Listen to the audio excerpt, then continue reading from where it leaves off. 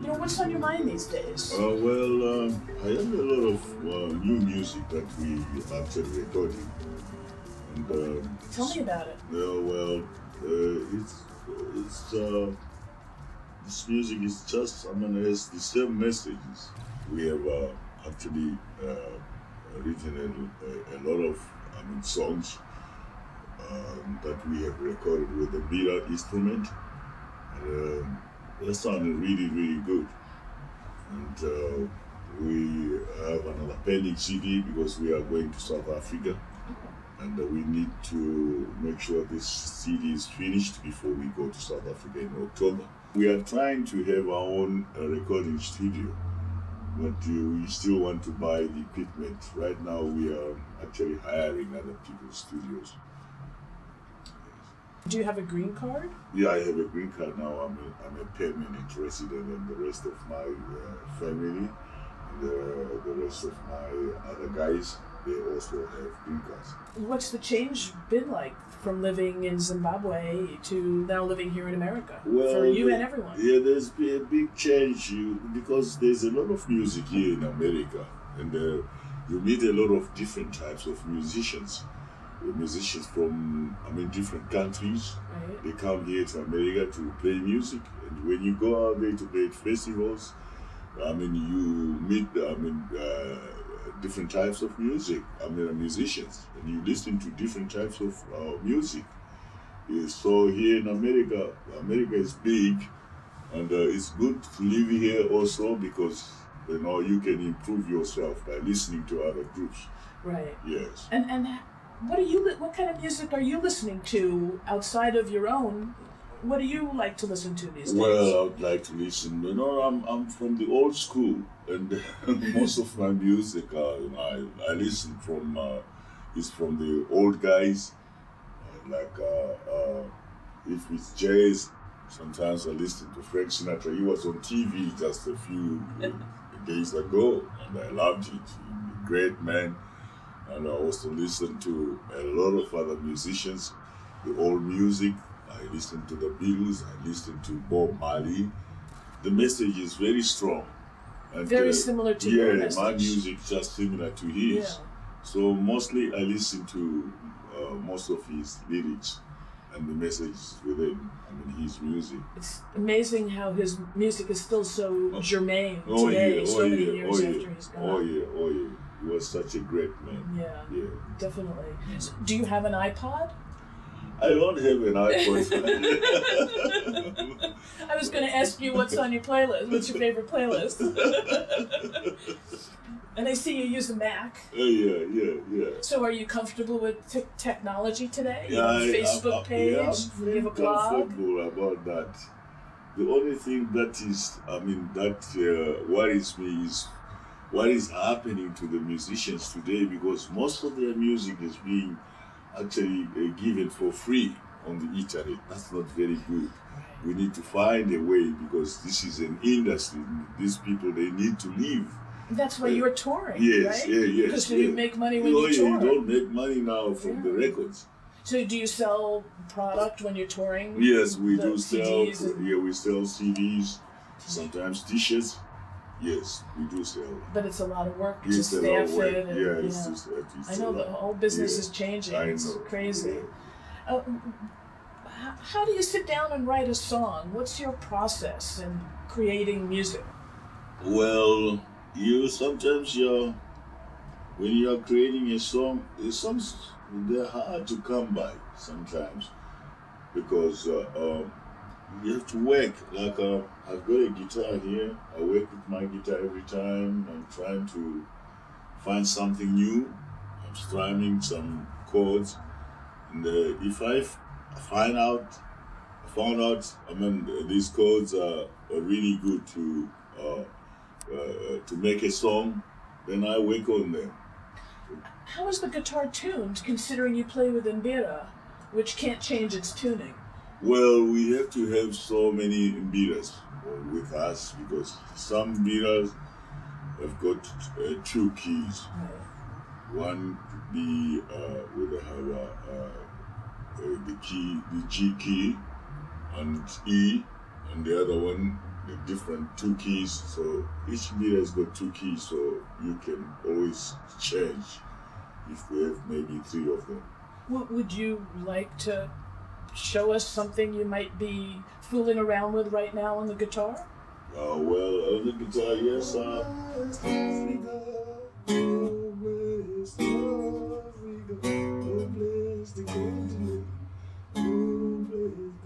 Come down to Africa, good Lord. Peace and love and equal rights for all. Good leaders for Africa, good Lord. Development for Africa is the way. They need shelter in Africa. God bless the will. Oh, mama, mama, way.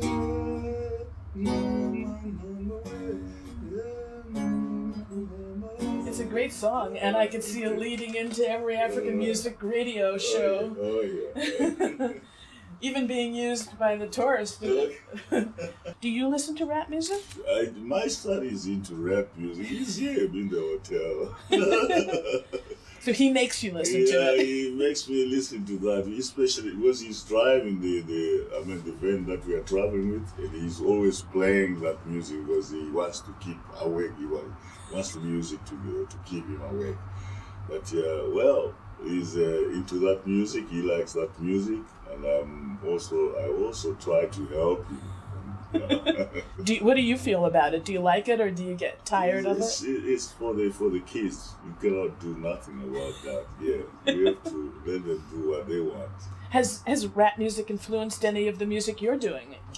No, but if you listen to some of the things that these youngsters, the messages within their rap music, some of the messages are really good, but some of them are misleading. But yeah, these are kids. You have to talk to them and say, listen, if you want to be a musician, do this and that, and the right thing to go about is this way. Give them the right direction. Yeah, that's what you got to do, definitely. And what's on your mind these days? Like, American politics are just all crazy. I mean, what's going on? What are you thinking about? Because I like to listen to politicians. Yeah. It's like, well, I don't know how some people, don't really know what they talk about in politics. When we look at the situation in America today, it's not, the fault of President Obama. That's not his fault. You can try to say this and that. He is trying his best to do, to do the right thing. Somebody has done the wrong thing already. And for people to blame him and say, why can't we get employment and this and that? That's bullshit. We need to work with him and help him, bring back, improve the economy of the country. Because we don't want to play politics. If we play politics, then we are playing with the people's lives. Yes. Has the political situation in America inspired you to write any songs about? Yeah, sure. Because like I said, I listen to a lot of the news on the TV, and right now I've got a lot of songs that I would like to write about this situation. Are you going to be playing any of those tonight? Yeah, I will definitely. Be sure to tell the audience this is about American politics. Okay, I'll do it. What's going through your mind when you're singing? Are you in a trance state? I mean, in Ibera music, after all, it is to put one in a trance state. No, that's true. Yeah, sometimes the Ibera music is spiritual. Yeah.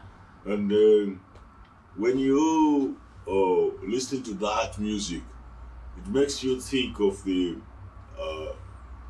life back home. I was a head boy myself, and I grew up with that music because I was living in the rural areas with my grandparents. So every time I listen to that music, it makes me think of the old days when I was a young boy, life was so good. Though we thought maybe the whites were actually oppressing the blacks, but still, that was a better life than what people are facing today. Yeah. We realize now that we had a better life before. Today, that life is gone. So that music makes you, reminds you of the good life that you used to have. So you close your eyes and you sing into that monitor, and that transports you back to. That's true. Well, you're always thinking of the problems that people face in this world, and when you think of all the things that we have today in this world, we have the whole, we have wealthy, we have nice things, but still, the bottom line is nobody is here forever. We are all passerbys. We passing through. So as we pass through, other generations come in, and those are the generations that we are waiting for. When they come in, they should come in with to see a better situation and to live a better life. I just miss Zimbabwe. I've been to South Africa several times. Yeah. I miss Zimbabwe because I have a lot of friends there. Yeah. And I come It's your home. from the ghetto, and my friends all are there from the ghetto, so I miss them a lot. How are your friends doing there now? Most of them are struggling. Yeah. Yeah, they call me on the phone and they tell me the situation is not very, very good. You were very smart to leave when you did. Oh, yeah. The country used to be the breadbasket of Africa. Oh, yeah, that's true. And now it's the sinkhole. Yeah, it's in shambles. How are things going to play out in Zimbabwe?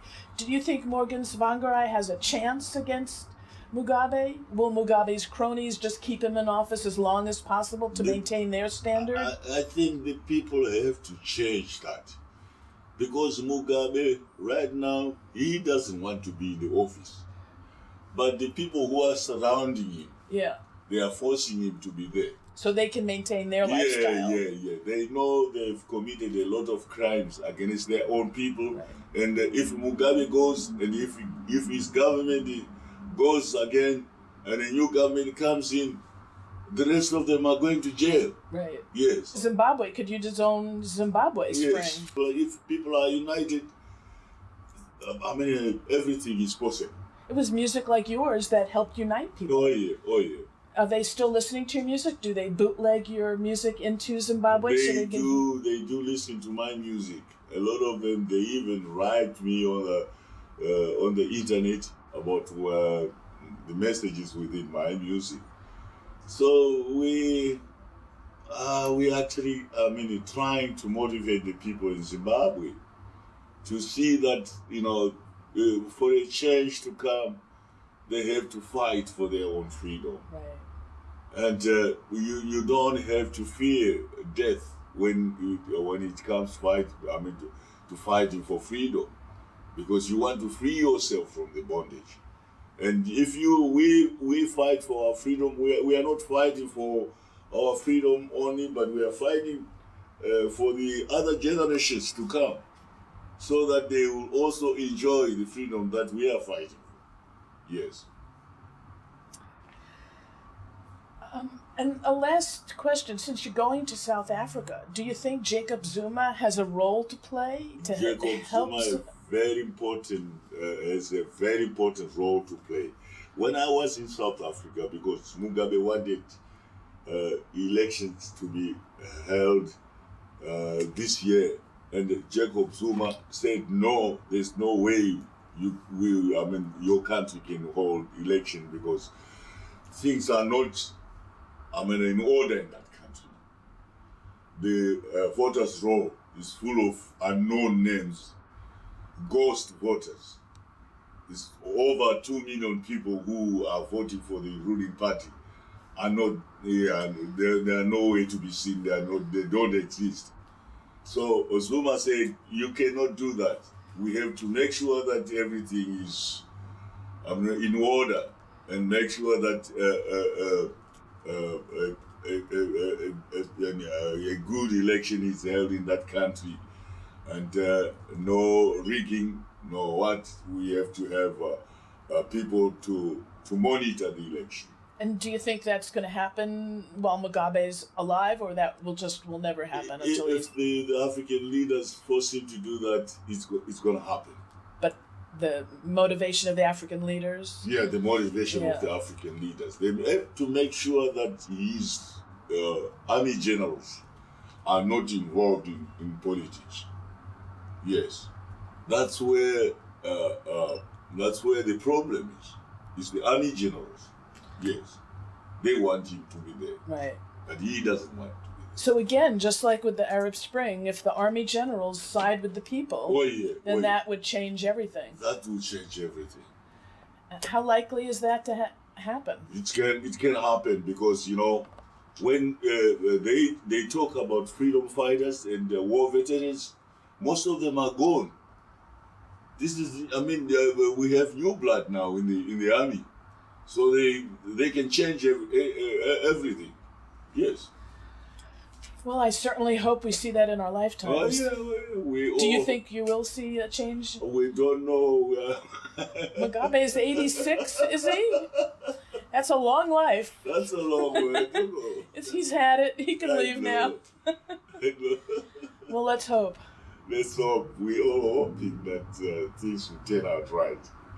Yeah. Thank you so much for your time, Thomas. Thank you. God bless Africa. God bless Africa. God bless the continent.